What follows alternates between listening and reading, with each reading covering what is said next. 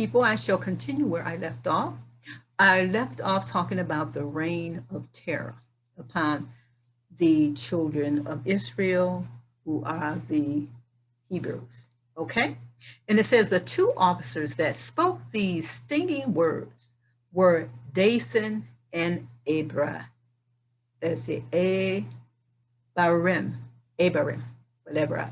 I can't really pronounce it exactly, but somebody out there can. And it's Abiram. If you want to know what I had talked about or read before this particular part here, go and read go and listen to the video before this. So it said the two officers that spake these stinging words or these insulting words were Dathan and Abiram. And it was neither the first nor the last time they inflicted an injury upon Moshe. The other Israelitish officers were gentle and kind. They permitted themselves to be beaten by the taskmasters rather than prod the laborers of their own people put under their surveillance. Now that's something, they cared about their people. There's so many people of our own people who are working for the enemy to harm us. You know what I'm saying? That won't lift one finger in order to help save our lives. They're down in the trenches with the enemy because they're getting paid some kind of token or paid some kind of money or living in a certain kind of house, that they are willing to sacrifice their own people for the enemy instead of turning on the dang enemy, instead of trying to save or rescue their own people. But as I said before, the Most High will repay measure for measure. And if he don't get you, he's going to get your descendants. Don't worry about it. Now, let me continue on. So they had rather be beaten by these wicked taskmasters of Egypt than to lay their hands on their brothers and sisters who were laborers, okay, who were under their surveillance. So it said, the cruel suffering to which his people were exposed caused Moshe to speak to the Most High thus. He said, I have read the books of Genesis through, and I have found, okay, the doom in it pronounced upon the generations of the deluge. It was a just judgment. I found also the punishment decreed against the generation of the confusion of tongues and against the inhabitants of Sodom and Gomorrah. These two were just. But what hath this nation of Israel done unto thee, that it is oppressed more than any other nation in history? And yes, we have been oppressed more than any nation in history. And then when I even think about the transatlantic, Ethiopic, Arabic slave trade, it was horrendous. Now that was a Holocaust. That was a massive Holocaust indeed. Now he also asked this. He said, is it because Abraham said, whereby shall I know that I shall inherit the land? And thou didst rebuke him for his small faith, saying, know of a surety that thy seed shall be a stranger in a land that is not theirs? Why then are not the descendants of Esau and Ishmael held in bondage too? Why? Okay. It said, are they not likewise the seed of Abraham? Okay. But what I would also, I'm going to interrupt right here, and I'll let you know, Sephardim, the seed of Ishmael, the Edomites, the ones who united with the Europeans, okay, Herod and all of them, united with the Europeans and set up in Rome and all that kind of stuff, and was ruling in joint confederacy. Also, from there, from Europe, they end up getting the bad end of the stick, because who stood up over them and began to trample them, and who is kind of ruling over them? It was the Europeans. And then we have to also talk about Ishmael. Although the Arabs, who are the Ishmaelites, was in confederacy, and they signed so many agreements with the Europeans in order to try to trick us so that we forget who the hell we were. The Europeans end up rising up over them, and then been bombing them up and doing everything else and destroying them and whatever else, and taking the land or whatever that they had thought to take from us and go in and settle in the land. So they are over there fighting over that land of ours, okay? And I tell you, it hasn't been good for them. They've been fighting over that land since we've been kicked out of the land. But thing is, the time is coming that our land will be restored to us, no matter who likes it or not, So anyway, so he wanted to know. He said, "Are not Ishmael and Esau, who is called Edom, and Esau, descendants who are now called Sephardim, are they not Abraham's seed too?" Ishmael, who's now calling himself an Arab or whatever, you want to call him. You know what I'm saying? I call himself an Arab. You know what I'm saying? They mix with the Egyptians, you know what I'm saying? So they can, blend in or whatever, and then blend in and hang out with their cousins over there, Keturah's children. And Keturah, who was the third wife of Abraham, children were living over in Mesopotamia. So you get the cousins over there in Mesopotamia. You get some of the cousins over there in Egypt. You get some of the cousins over there in Arabia or whatever. They only call it, them Arabs, because Abraham, it said, gave them the whole land of Arabia. Okay, so we got all these cousins and everything. They whitewashed a lot of them and everything. They have, should I say, mixed with the seed and everything, and turned everything upside down. You think that everything was white. You know what I'm saying? I tell you, that's some good brainwashing. I'm telling you, whitewashing is some good brainwashing, okay? He said, "Are not they also the seed of Abraham?" He said, "But if thou would say, what concern is it of mine? Then I will ask thee, why didst thou send me hither as thy messenger?" Why did you send me, Father? And he was real nice about it, even though I'm talking like I am. When Moshe spoke to the Most High, he was nice about it, because he knew who he was talking to. And so he said, "Thy great, exalted, and terrible name is feared in all the earth. Yet Pharaoh heard me pronounce it, and he refuses obedience." Well, I'm going to hip you to something, but I know we're going to get here. Well, the reason why he refused to obey was because the Most High put it in his heart not to obey, because the Father had a plan. You know what I'm saying? Okay, so the Father hardened his heart because the Father wanted to show his people something.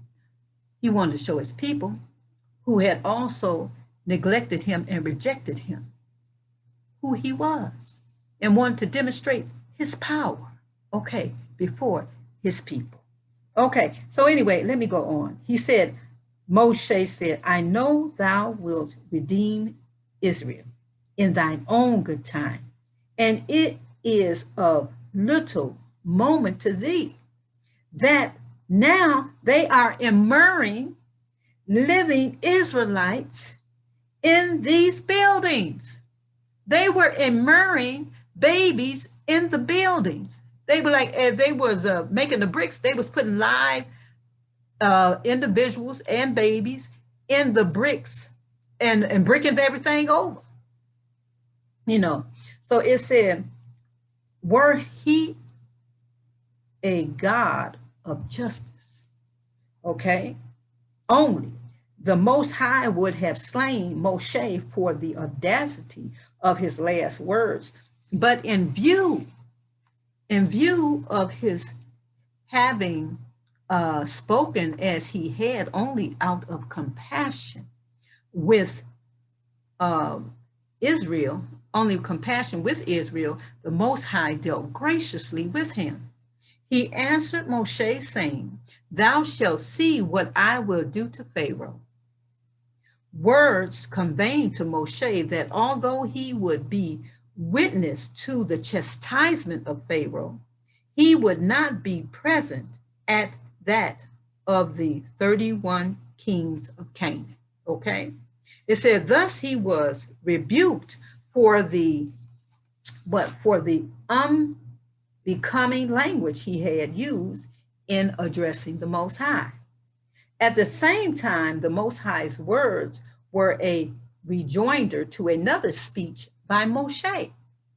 He had said, "O Father of the world, I know well that thou wilt bring thy children forth from Egypt. Oh, that thou wouldest make use of another instrument, for I am not worthy of being a redeemer of thy children." The Most High made answer thereto, "Yes, Moshe, thou art worthy thereof. Through thee, my children will be brought forth out of Egypt. Thou shalt see what I will do to Pharaoh." Now, as the Most High told Moshe, he will see what the Most High will do to Pharaoh. Now, maybe some of us won't be around. Maybe I won't be around. But for those of you who will be around, when the Most High will repay our enemies all over the world, all the nations, measure by measure, we or you will see what he will do unto all of our enemies round about. You will see, okay?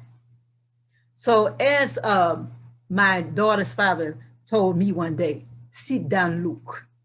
Sit down, look. If you sit down and look, you will see, okay?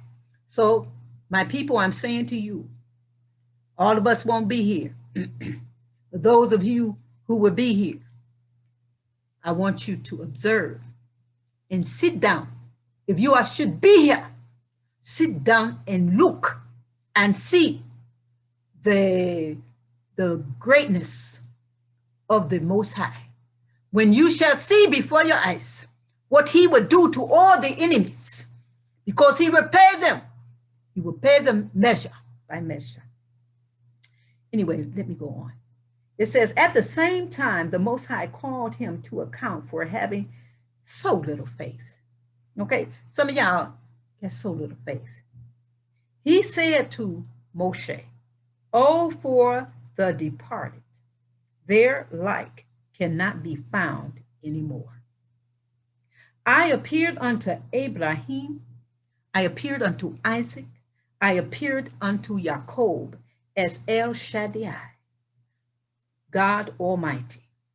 But I was not known to them by my name, Adonai, God all merciful, as I appeared unto thee.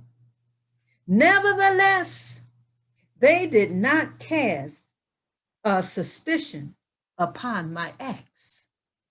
I spake to Abraham, unto thee will I give the land. But when he was about to bury Sarah, he had to pay out silver and buy a resting place for her body. And yet he did not find fault with me. I spake to Isaac, unto thee and unto thy seed I will give all these lands. But when he desired water to drink, he had to strive with the herdsmen of Gerar, G-E-R-A-R, and yet he did not find fault with me. I spake to Jacob, the land wherein thou liest, to thee will I give it, and to thy seed. But when he wanted to spread his tent, he had to acquire a parcel of ground for 100 pieces of money. And yet he did not find fault with me. None of them asked to know my name, but thou didst demand to know it at the very first when I desired to send thee down into Egypt.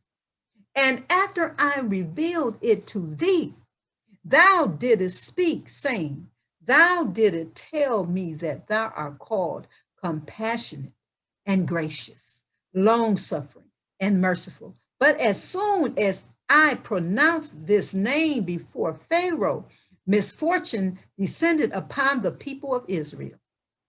Now, I desire to fulfill my covenant with the 3 patriarchs and gave their posterity the promised land as a reward for the unquestioning faith of the fathers, and also as a reward to the people who, in spite of their suffering, did not find fault with my deeds. For this will I give them the land, which they do not deserve to possess for other reasons. I swear that I will do this.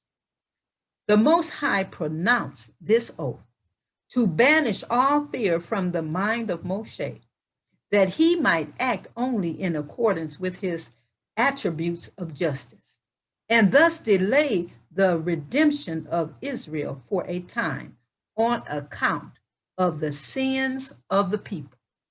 That's why the Father delays his time for your deliverance. Look at all of this wickedness that we are doing. We are being encouraged by all of our enemies and leaders in government to sin against the Most High. And so that's why he is delaying it. Look what we are doing, defying the teachings and instructions and commandments of the Most High, and deviling on all kind of wickedness and lewdness and sodomy and everything we can think of that's against his word. And we are being encouraged by governments, by rulers, by leaders. Okay, now, so it says, now this redemption of Israel was a settled fact. But before Moshe and Aaron could start on the work of delivering their people, the Most High called various points to their attention, which he bade them consider in their undertaking. He spake to them, saying, my children are perverse, passionate, and troublesome. You must be prepared to stand their abuses, to the length of being pelted with stones by them. I send you to Pharaoh, and although I will punish him according to his deserts, yet you must not fail in the respect due to him as a ruler. Furthermore, be careful to take the elders of the people into your council, and let your first step toward redemption be to make the people give up the worship of idols. Honey, did you hear that? All throughout Egypt, we was worshiping idols. All throughout Egypt, we was practicing all kind of lewdness, and we were practicing all kinds of wickedness, okay? But he told them, you go and you tell them to give up the worship of idols, okay? It said the last was a most difficult task, and the word of the Most High concerning it wrung the exclamation from Moshe. See, the children of Israel will not hearken unto me. How then should Pharaoh hearken unto me? It was the 3rd time Moshe declined to go on the errand of the Most High. Now the divine patience was exhausted, and Moshe was subjected to, to punishment.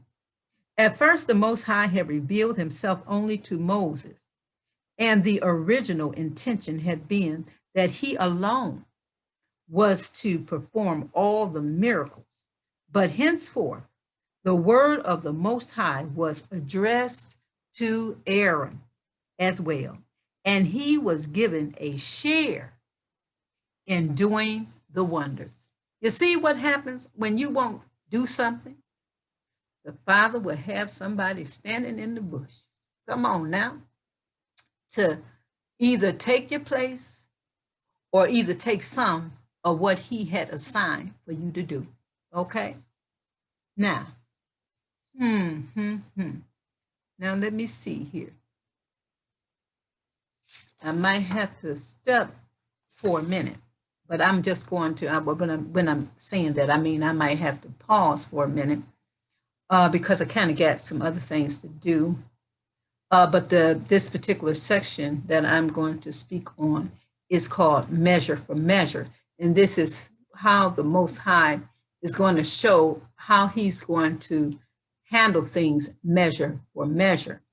Now, I'm going to start on part of this, and I'm going to do another video so that I can complete it because at this particular time, I have some other business to attend to. So I won't be able to actually finish this part of the book, but I'm going to just dabble into a little bit of it. And it says, the Most High divided the 10 punishments decreed for Egypt into 4 parts. 3 of the plagues he committed to Aaron, 3 to Moshe, 1 to the 2 brothers together, and 3 he reserved for himself. Aaron was charged with those that proceeded from the earth and the water, the elements that are composed of more or less solid parts, okay, from which are fashioned all the corporeals, corporeal, distinctive entities, while the 3 entrusted to Moshe were those that proceeded from the air and the fire, the elements that are most prolific of life. So let me tell you one thing. Now, the Father is going to use the elements of the earth. Come on now. The Father uses earth, wind, fire, water, all of the insects and the animals, the whatever, fire and everything. So you don't know the Most High. Let me tell you one thing. These folks, these military, think that they got all the weapons of mass destruction. But they don't know the Most High. Ooh, he got weapons of mass destruction. And so when they bring out and pull out their so-called weapons of mass destruction, if you be here long enough, you're going to see how the Most High going to destroy all of that. Ain't going to work with him. I'm telling you, when he pull up, Lord have mercy, it's going to be a sight to see for real. Okay, so it said, the Most High is a man of war. The Most High is a man of war. The Most High will enter also into anything that he has created and made. That means he can enter into man, he can enter into woman, he can enter into the elements, he can enter into a child and be a man of war. Okay? It says, and as a king, he is the king of the earth. He rules in the kingdom of man. So, and as a king of flesh. So the Most High, again, is a man of war. And as a king of flesh and blood, devises various stratagems against his enemies. So the Most High attacked the Egyptians in various ways. Come on, let's see how the Most High get down. It said, he brought 10 plagues down upon them.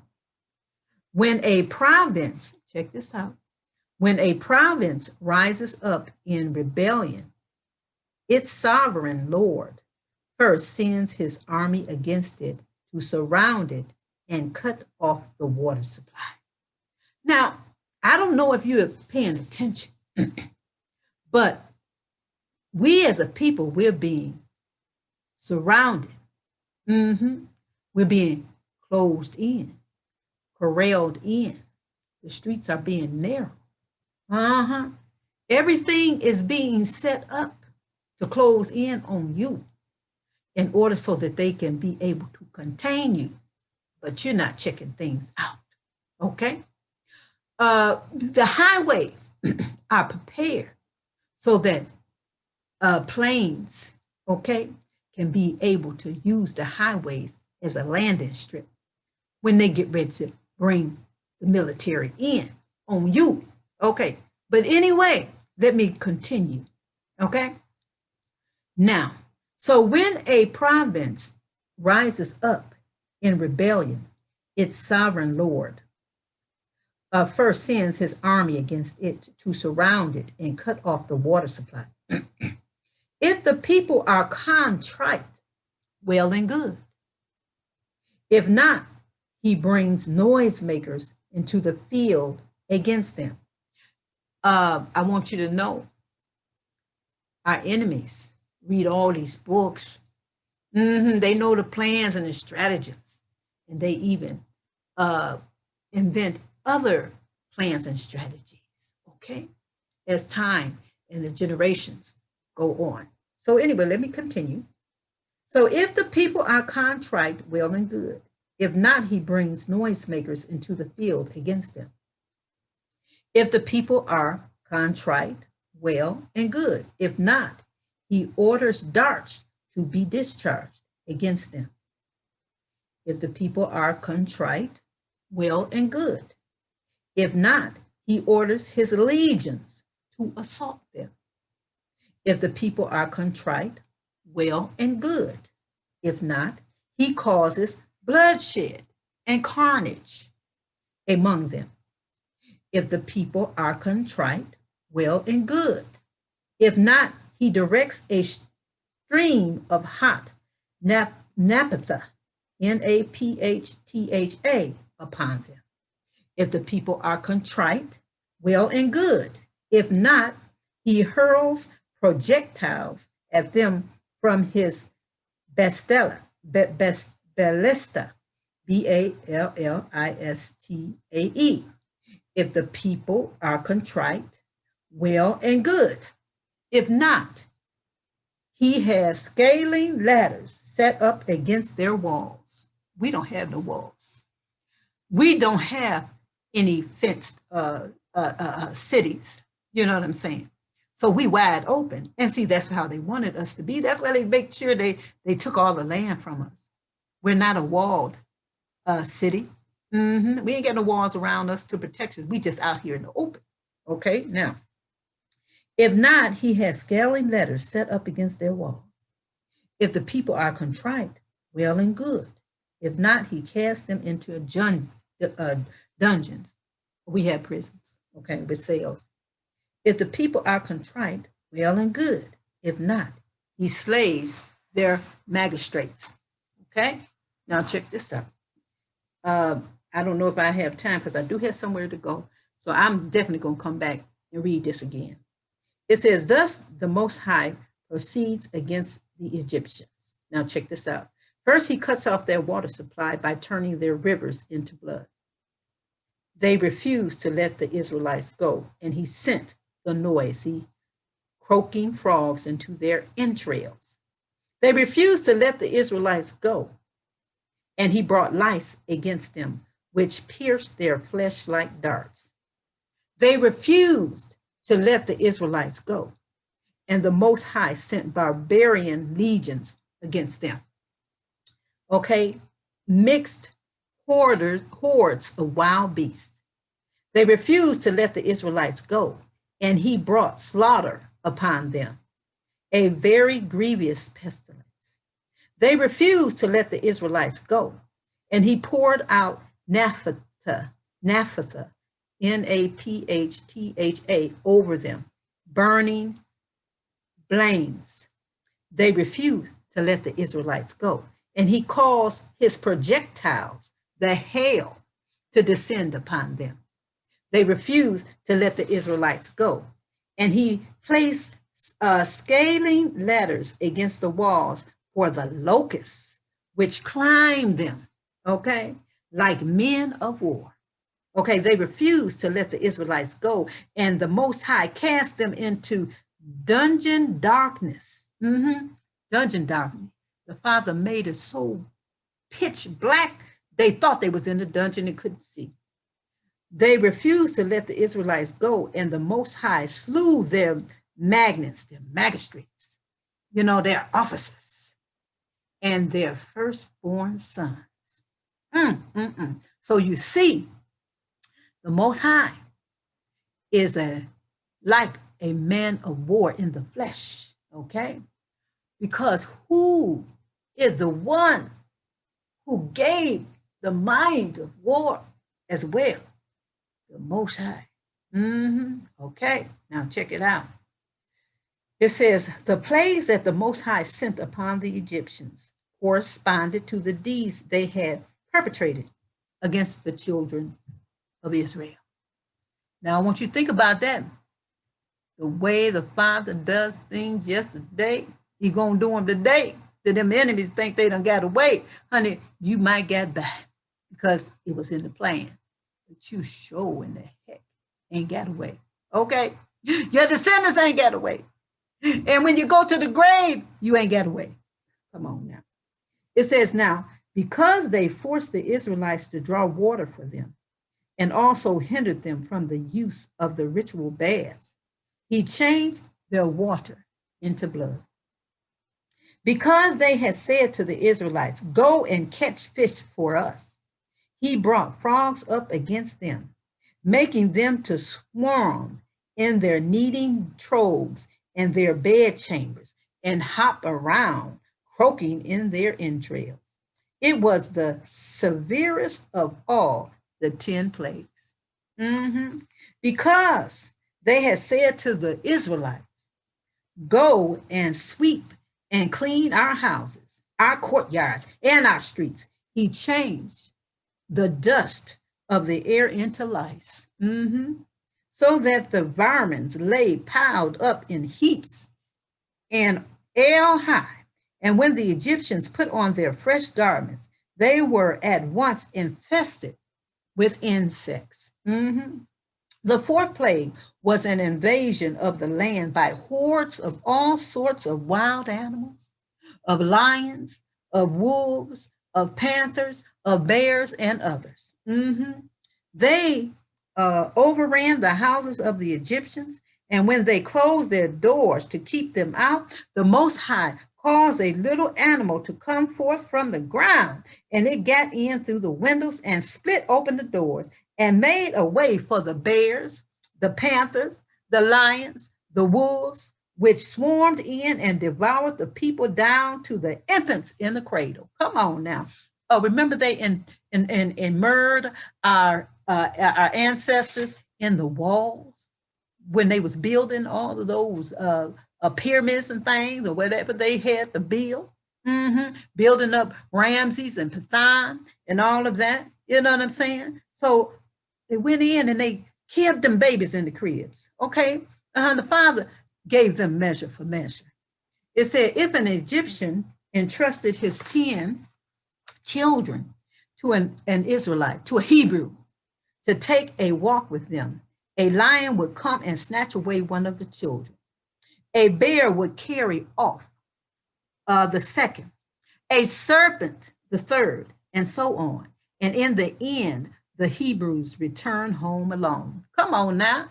Come on now. These folks think they doing all kind of things to us, killing us with all kind of disease and everything, murdering us in the street. Okay, you just wait. You wait. If you be living, you'll be able to tell the story. You know what I'm saying? If I'm living, I'll be able to tell the story. You know what I'm saying? But I don't know what the Father had written in the stars for me. Okay. But anyway, one thing I do know that I'm coming back. If they get me, I'm coming back. Don't worry about that. You understand what I'm saying? Okay. Now, where was I? Where was I?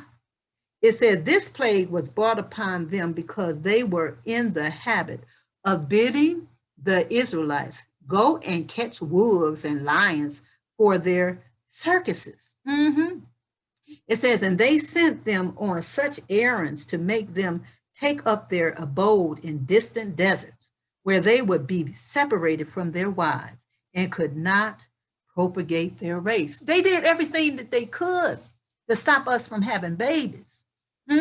Just like the abortion clinics and all the other kind of things that they're doing and sterilization that they're doing. They can't stand. They don't want us to have no babies. They don't want us to have no babies. You know, we multiply too much. Then they're afraid that if we multiply too much and we return to our sense, if our DNA is activated, you know, they know that they wouldn't be able to win against us because our strength and our power, you know what I'm saying? If it returned that our ancestors had, you know, that's in our DNA, they can't survive. They won't be able to survive. They can't make it. You know, they won't be able to whip this behind. Come on now. Let me tell you. Now, anyway, let me go on. Okay.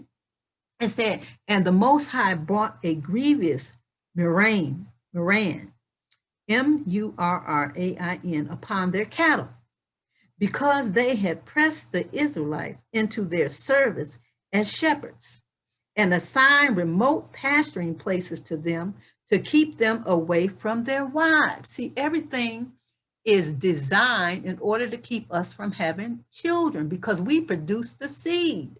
That's why they want us to mix race. They want us to mix with the foreign races because what they're doing, they're trying to kill the seed.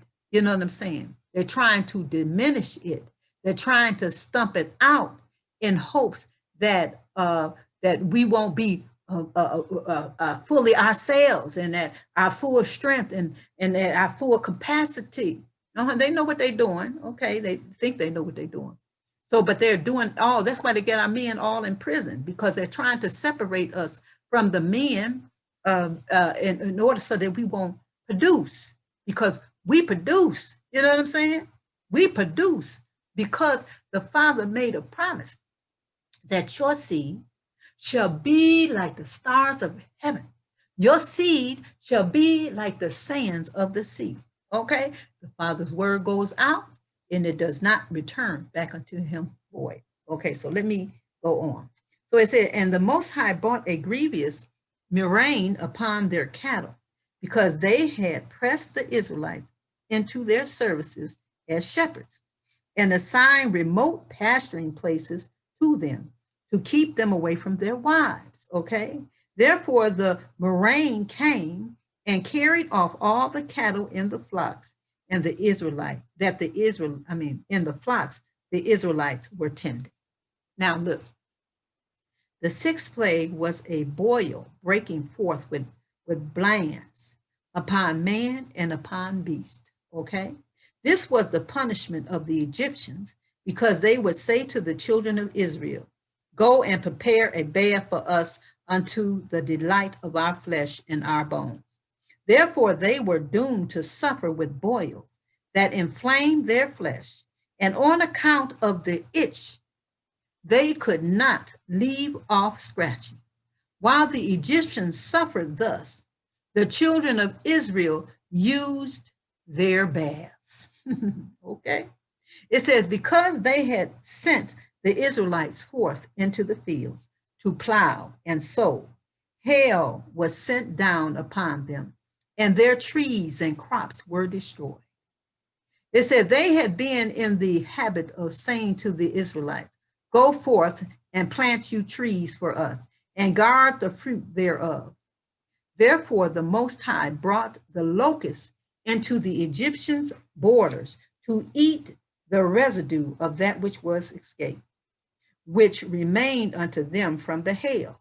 For the teeth of the locust are the teeth of a lion, and he hath the jaw teeth of a great lion. It says, because they would throw the Israelites into dungeons, the Most High brought darkness upon them, the darkness of hell, as that they had to grope their way. He that sat could not rise up on his feet, and he that stood could not sit down. The infliction of darkness served another purpose. Among the Israelites, there were many wicked men who refused to leave Egypt, and the Most High determined to put them out of the way. But that the Egyptians might not say they had succumbed to the plague like themselves, the Most High slew them under the cover of the darkness, and in the darkness they were buried by their fellow Israelites. And the Egyptians knew nothing of what had happened. Now, let me let you know something. There are many among us who are also wicked, and the Father will destroy you also the same way, or some way, some kind of way, in some kind of manner as such. Many of us who are wicked among us and who refuse to not change their ways and just want to follow after the foreigners, in their evil, corrupt ways, you shall find your end, in that day. And it ain't going to be what you like. Now it says, but the number of these wicked men and women had been very great, and the children of Israel spared to leave Egypt were but a small fraction of the original Israelitish population. Okay, so that just lets you know all of us ain't going. All of us don't want to go. You know what I'm saying? So like I said, we don't need to separate. You go to your side and the rest of us will go to our side. You know what I'm saying? Everybody in your skin ain't your friend, ain't your brother. Come on now. Now look at this. It said, now the 10th plague was the slaying of the firstborn, and it came upon the Egyptians because of their intention to murder the men children of the Israelites at their birth. And finally, Pharaoh and his hosts were drowned in the Red Sea, because the Egyptians had caused the men children of the Israelites to be exposed to the water. So I want you to think about all this virus bullcrap and so-called poison antidote, whatever you want. I want to call it, and the rest of us want to call it. Let me tell you something. They're going to find their end as well. That's right. So I want to read that part again. I want to read this. It said, but the number of these wicked men had been very great, and the children of Israel spared to leave Egypt were but a small fraction of the original Israelites population. The 10th plague was the slaying of the firstborn, and it came upon the Egyptians because of their intentions to murder the men children, of the Israelites at their birth. And finally, Pharaoh and his hosts were drowned in the Red Sea because the Egyptians had caused the men children of the Israelites to be exposed in the water. Okay. Now, it said each of the plagues inflicted, upon Egypt had another parallel in the cruel treatment according to the Israelites. Number one, the first was a punishment for the arrogant words spoken by Pharaoh. My Nile River is mine own, and I have made it for myself. Well, I guess the Most High showed him. He didn't make it for himself. Now, I don't know if I'll be able to finish this, but I'm going to try to do what I can. But I'm going to come back and read this one because I'm not really reading it like I want to anyway. It says, too, the plague of the frogs, the Most High brought down upon the Egyptians because he said, the frogs which sometimes inhabit the waters shall take vengeance upon the Egyptians for having desired to destroy the nation destined to be the bearers of the Torah. And the Torah is likened unto water. We are the people who were to bear the Torah. We are the bearers of the Torah. But they took our books away from us and gave us some little old King James Version. Okay. Father gave us more. So he got to repay them measure for measure for hiding the word from us, for not even giving it to us. You know what I'm saying? That we may be able to look and glean on it and think about our redemption and all that other good stuff that's in the book and all those wonderful promises that we just get kibbles and bits about. Now, it says also, the Most High sent vermin upon them, saying, let the lice made of the dust of the earth take vengeance upon the Egyptians, for having desired to destroy the nation whose seed is like unto the dust of the earth. Okay? It said hordes of beasts, lions and wolves and swarms of serpents came down upon them, because the Most High said, these animals shall take vengeance upon the Egyptians for having desired to destroy the nation that is blessed, that is likened unto lions, wolves, and serpents. Oh my God, they really think they got it going on. Oh, they look, let me tell you something. Across the world, they have set up their engines and their veils to kill us. And they think we're going to do it this time. We're going to make them, they're going to take this, whether they like it or not. Matter of fact, we're going to get the military and we're going to make them take this mess. Okay. All right, bro. Okay. It says now, it says a fatal pestilence was brought upon them, because the Most High said, death shall take vengeance upon the Egyptians for having desired to destroy the nation that faces death for the glorification of the name of the Most High. Okay. It says they were made to suffer with burning blains, because, blains, because the Most High said, the boils coming from the ashes of the furnace shall take vengeance upon the Egyptians for having desired to destroy the nation whose ancestors Abraham walked into the fiery furnace for the glorification of the name of the Most High.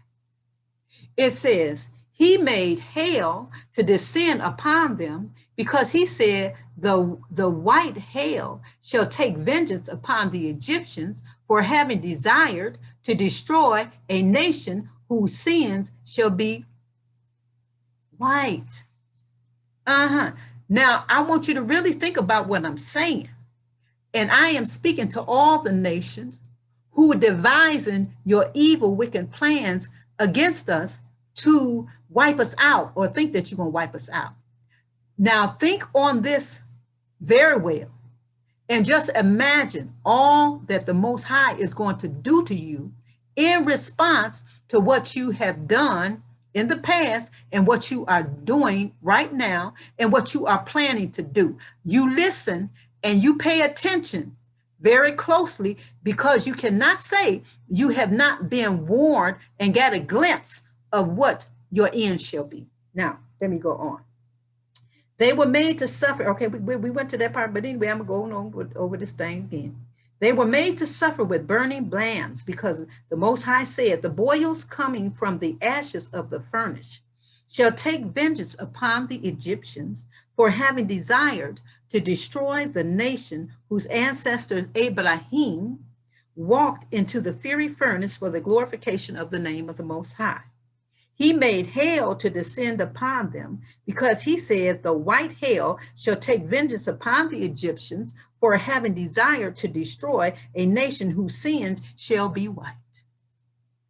The locusts came upon them, because the Most High said, the locusts, which are my great army, shall take vengeance upon the Egyptians for having desired to destroy the nation that is called my host. So while I'm talking to you right now, I want you to make sure you write a list down of all the deeds of wickedness that you have done and are doing to us to wipe us out. And then just think upon it and imagine how the Most High is going to measure that upon your behind. Okay, think about it. Think about it. Think about it, because y'all got a long list. You know what I'm saying? And the Most High has to do measure for measure. You just make sure you know that, okay? Make sure you know that, make sure you know that. You might not believe that's going to happen, but I'm here to assure you of a surety it shall happen to you and to your descendants. Okay, now it says, darkness, saith the Most High, which is divided from the light, shall come and take vengeance upon the Egyptians for desiring to destroy the nation upon which shineth the light of the Most High, while gross darkness covers the other people. Okay?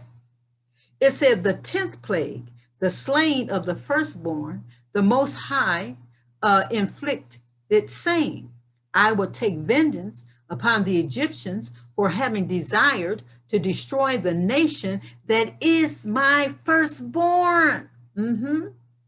As the night divideth itself for Abraham, that his enemies might be vanquished, so I will pass through Egypt in the middle of the night. And as Abraham was proved by 10 temptations, so I will send 10 plagues upon Egypt, the enemy of his children. Well, the nations of the earth are the enemy of the Most High children, which we are.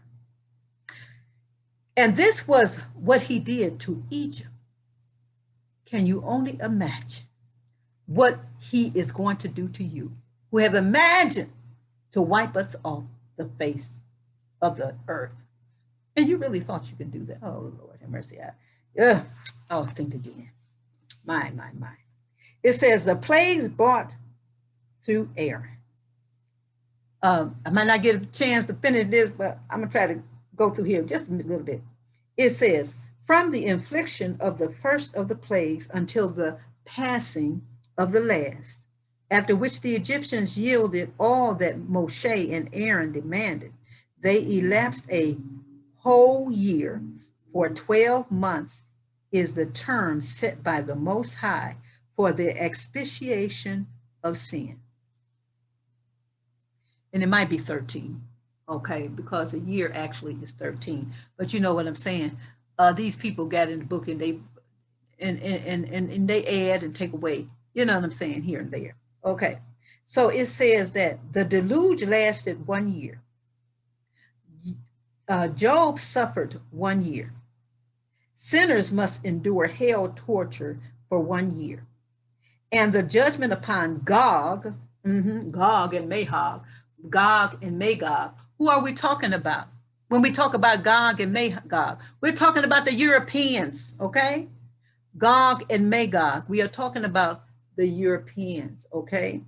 Okay. It says, and the judgment upon Gog, okay, upon Rome as well. Okay, the Roman Empire. Who established the Roman Empire? The Europeans and Esau's seed.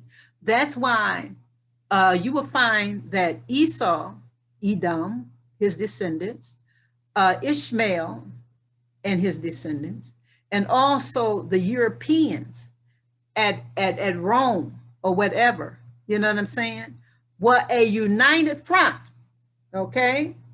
Okay, and they all, even today, together, they have been in confederacy. They have written agreements, even though as time went on, the Europeans end up almost crushing them underfoot, should I say, you know what I'm saying? So right now, the Europeans got the ups on them right now, okay? But they still got their little joint agreements or whatever, whatever they got going on, whatever. But anyway, they are the last kingdom, Rome, okay? The Roman kingdom, those Europeans, okay, are arch enemies, okay? Specifically, more specifically, the Germans. But then again, you got the other Europeans that they fooled, so they got them running with them to help do the dirty work. Okay, anyway, in the meantime, it says, and the judgment upon Gog, the Europeans, Rome, we're under the Roman Empire right now, at the end of time will be executed for the length of 1 year, which is 13 months. There's 28 days in a lunar cycle, okay? And so that means that there's 13 months in a year. So understand that. Okay, it said Moshe announced the first plague to Pharaoh one morning when the king was walking by the river brinks. Now I'm going to stop right here because I do want to go back and read over that portion, because look, I'll be reading and reading and reading, and this part is long. So I'm going to come back a little later and I will read about the plagues brought to Aaron, which is very, very interesting. So all you enemies out there bragging and boasting, thinking we got these children, these Hebrews now. We have scared the hell out of them. And we done came up with this real spazzy, slick COVID-19 and done scared the hell out of them, okay? And we done scared them so bad that they ain't got no trust in the Most High or anything like that. They got their trust is in us, so they trust us that they gonna be running to get this vaccine. And the ones that ain't running to get the vaccine, we gonna get the soldiers and we gonna force them